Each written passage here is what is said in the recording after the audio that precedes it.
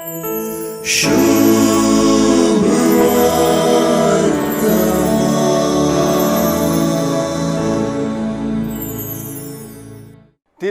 सरोवराची तड शिसांक जावं जेजूक जावं बिलकुल परकी न्हय. ती तड सदांची. तांतल्यो दोणी तांकां परिचित. तांणी मासली धरूंक वेचें कांय नवें न्हय. मासली मेळची मेळनासतना आसची हेंय कांय नवें न्हय. तडीर मासली भासची आनी खावची कांय तांकां नवें न्हय. सर्व सदांचें काम.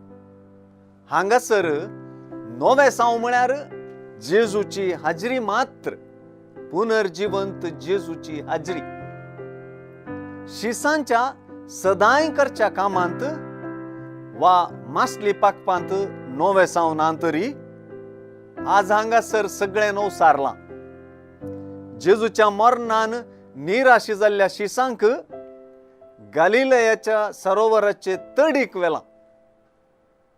थंयसरच तांकां जेजून शिसपणाक आपयिल्लें.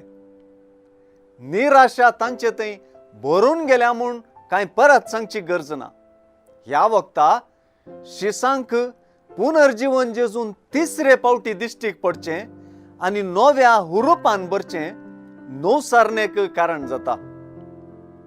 जेजून इश्टानो म्हूण शिसांक उलो करप. असर्या बरीत रितीन जेजूच्या उतरांसरी मासलेचें धरप. ह्या मुखांत्र पेद्रून सोमींच तो म्हणून वळख धरप आनी उदकांत उडप हें सगळें शिसांच्या संतोशाक कारण जाता. तडीर उजो घालन शिसाणींच मासली धरन शिसांक वाडचें दृश्य शिसांक इतलें वळखीचें आनी काशा म्हूण बगलेंगी तांकां ह्या मुखांत्र तो सोमींच म्हणून जाणा जावंक साद जालें.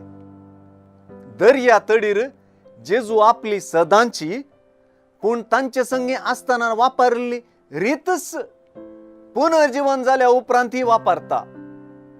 जशें आपले परगट जिणये वेळी खुणा पळेवन शिस जेजूचेर सतमानूंक पावले तशेंच आतां खुणा मुखांत्र पुनर्जीवन जेजूची वळख ही तांकां जाली.